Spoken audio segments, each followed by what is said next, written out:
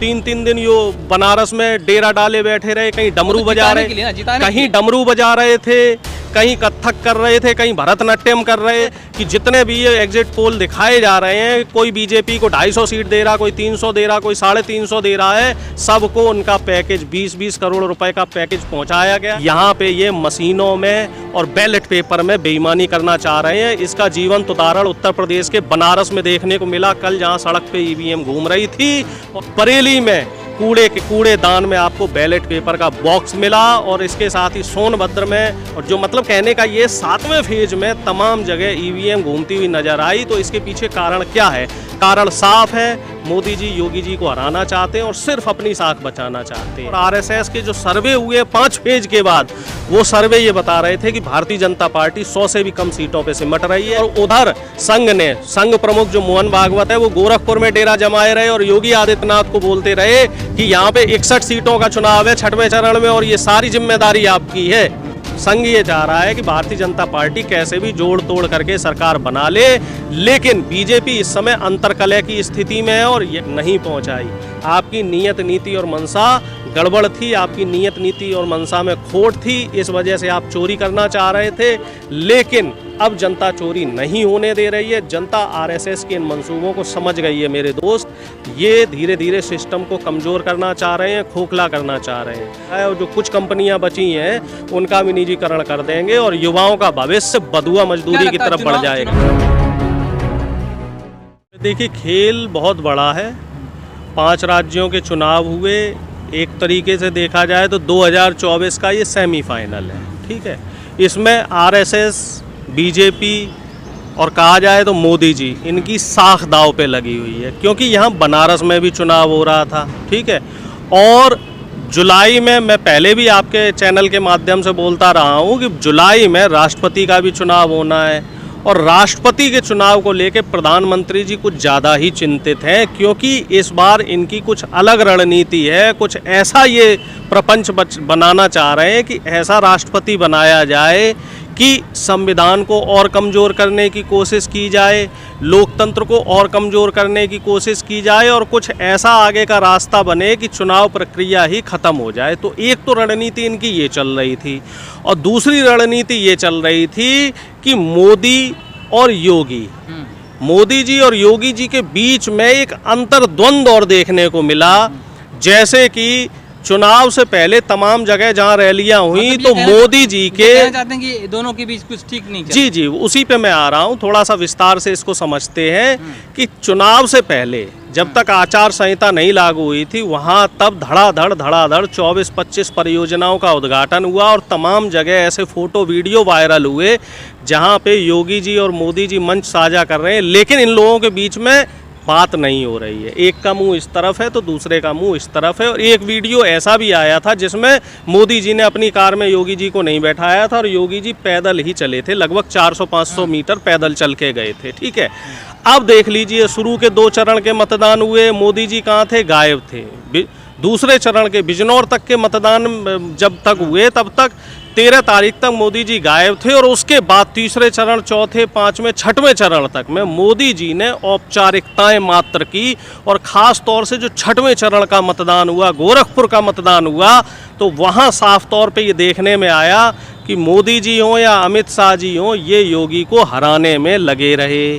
और दूसरी तरफ जब 7वें चरण का मतदान शुरू हुआ, बनारस का मतदान आने की प्रक्रिया हुई, तो मोदी जी, आप विश्वास नहीं मानेंगे, 3-3 दिन यो बनारस में डेरा डाले बैठे रहे, कहीं डमरू बजा रहे, कहीं डमरू बजा रहे थे, कहीं कथक कर रहे थे, कहीं भरतनाट्यम कर रहे थे, कहीं गंगा आरती में शामिल हो रहे थे, कहीं मेट्रो में बच्चों के साथ घूमते हुए नजर आए, कहीं मेट्रो की लाइन में लग के टिकट लेते हुए नजर आए। और वो सिर्फ और सिर्फ इस वजह से कि बनारस में उनकी साख दांव पे लगी हुई थी। पिछली बार 8 की 8 सीटें भारतीय जनता पार्टी ने जीती थी। इस बार अगर एक भी सीट हारते हैं तो मोदी जी की प्रतिष्ठा दांव पे लगी हुई है। और जो सर्वे दिखाए गए 7 तारीख को, सर्वे ये दिखा रहे थे कि 1 मिनट 8 में से 4 सीटें सपा को आ रही थी। तो इससे मोदी जी को धक्का लगा और 20-20 करोड़ रुपए तकरीबन, ये बताया जा रहा है, एक वरिष्ठ जो न्यूज एडिटर हैं उन्होंने ये खबर दी है कि जितने भी ये एग्जिट पोल दिखाए जा रहे हैं, कोई बीजेपी को 250 सीट दे रहा, कोई 300 दे रहा, कोई 350 दे रहा है, सबको उनका पैकेज 20-20 करोड़ रुपए का पैकेज पहुंचाया गया है। पैकेज पहुंचाने के पीछे मंशा यही है कि ये विपक्ष पे मनोवैज्ञानिक दबाव बनाना चाह रहे हैं। उत्तर प्रदेश में कामयाब हो जाओ तो ठीक, नहीं तो उत्तराखंड में, पंजाब में, गोवा में और मणिपुर में, यहाँ पे ये मशीनों में और बैलेट पेपर में बेईमानी करना चाह रहे हैं। इसका जीवंत उदाहरण उत्तर प्रदेश के बनारस में देखने को मिला कल, जहाँ सड़क पे ईवीएम घूम रही थी और इसके साथ बरेली में कूड़ेदान में आपको बैलेट पेपर का बॉक्स मिला, और इसके साथ ही सोनभद्र में, और जो मतलब कहने का ये 7वें फेज में तमाम जगह ईवीएम घूमती हुई नजर आई। तो इसके पीछे कारण क्या है? कारण साफ है, मोदी जी योगी जी को हराना चाहते हैं और सिर्फ अपनी साख बचाना चाहते हैं। और आरएसएस इस समय पसोपेश में है कि वो किधर जाए, मोदी जी की तरफ जाए कि योगी जी की तरफ जाए। 3 दिन मोदी वहाँ पर बनारस के अंदर डेरा डाल देते हैं, तो इसका मतलब ये है कि योगी आदित्यनाथ को जिताने के लिए तो वहाँ पर संघर्ष कर रहे हैं। वो योगी आदित्यनाथ को अगर उन्हें जिताना होता तो अजय मिश्रा टैनी का जो बेटा है उसको जमानत नहीं दिलवाते। ये चीज़ भी आप समझिए। लखीमपुर खीरी में जो हत्याकांड हुआ था और टैनी को बर्खास्त करने के लिए योगी आदित्यनाथ ने बोला था, लेकिन अमित शाह और मोदी जी ने मना कर दिया, क्योंकि वो चाह रहे थे कि इनकी यहाँ पे साख गिरे।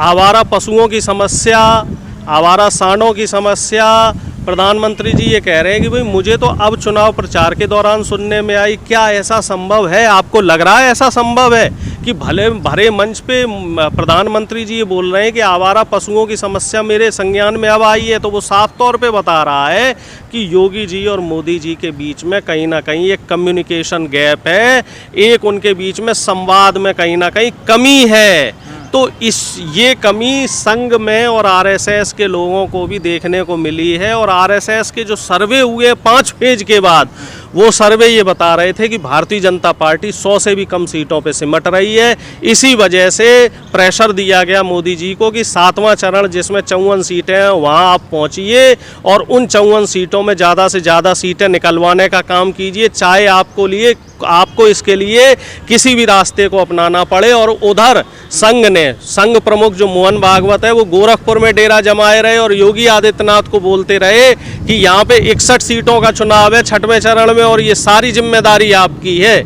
संघ ये चाह रहा है कि भारतीय जनता पार्टी कैसे भी जोड़ तोड़ करके सरकार बना ले, लेकिन बीजेपी इस समय अंतर्कलह की स्थिति में है और यही वजह है कि बीजेपी की लुटिया उत्तर प्रदेश में डूबती हुई नजर आ रही है। और जो ये ईवीएम और ये एग्जिट पोल, ये सब प्रोपेगेंडा फैलाने के पीछे वजह यही है कि ये लोग बेईमानी करते हुए नजर आ रहे हैं।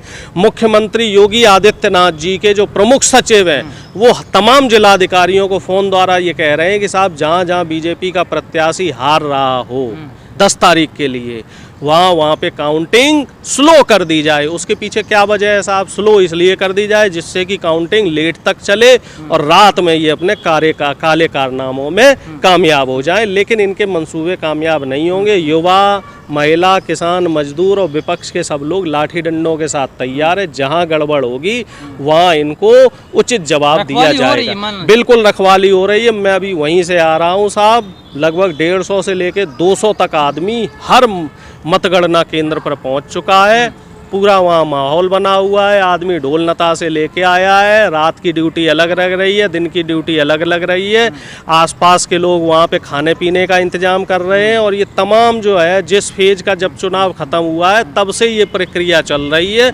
और ये देखिए सजगता सोशल मीडिया की, जहाँ जहाँ भी लोग ये बीजेपी के लोग गड़बड़ करने की कोशिश कर रहे हैं, सोशल मीडिया के जरिए, ट्विटर हो या फेसबुक हो या यूट्यूब हो, इसके जरिए तुरंत उन वीडियो को लाइव करके वायरल किया जा रहा है। और मेरे पास भी तमाम 100-150 वीडियो ऐसे आ चुके हैं जहां ईवीएम मशीन में छेड़छाड़ या उनके साथ बेईमानी करने की कोशिश की जा रही है, लेकिन इनके मंसूबे कामयाब नहीं हो पा रहे हैं। इवन बनारस के कमिश्नर तक ने ये कह दिया, हाँ साहब ईवीएम मशीन बाहर गई थी, लेकिन वो टेस्टिंग के लिए गई थी, प्रशिक्षण के लिए थी। प्रशिक्षण इस समय किस चीज का प्रशिक्षण साहब? सर काउंटिंग का कह रहे, काउंटिंग का। जब आप फंस गए तो आप काउंटिंग कह रहे हैं, तो काउंटिंग का एक नियम कानून होता है आपने जो विपक्ष का जो विधायक प्रत्याशी है, क्या उसके संज्ञान में ये बात पहुंचाई? नहीं पहुंचाई।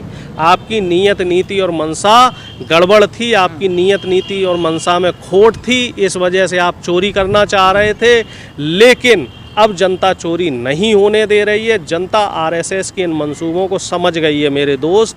ये धीरे धीरे सिस्टम को कमज़ोर करना चाह रहे हैं, खोखला करना चाह रहे हैं। अगर ये उत्तर प्रदेश के साथ 5 राज्य जीत गए तो ये संविधान को कमज़ोर कर देंगे, सारा प्राइवेटाइजेशन हो जाएगा। अभी तो कुछ कंपनियां सरकारी हैं, हमारे माननीय मोदी जी ने 24 कंपनियों का निजीकरण कर दिया है, और जो कुछ कंपनियां बची हैं उनका भी निजीकरण कर देंगे, और युवाओं का भविष्य बधुआ मजदूरी की तरफ बढ़ जाएगा। चुनाव के बाद महंगाई बम फूटने वाला है क्या? देखो साहब, चुनाव के बाद 10 तारीख के बाद एक चीज़ तो आप समझ लो, डीजल 150 रुपये होने वाला है और पेट्रोल 180 रुपये होने वाला है। जिस हिसाब से डीजल पेट्रोल की कीमत है, कम से कम 30 से 40 रुपये डीजल पेट्रोल की कीमत में बढ़ोतरी होने वाली है, क्योंकि इस समय इंटरनेशनल मार्केट में 130-32 रुपये डॉलर प्रति बैरल कच्चा तेल मिल रहा है, जो कि 2 महीने 3 महीने पहले 77 रुपये डॉलर प्रति बैरल मिल रहा था।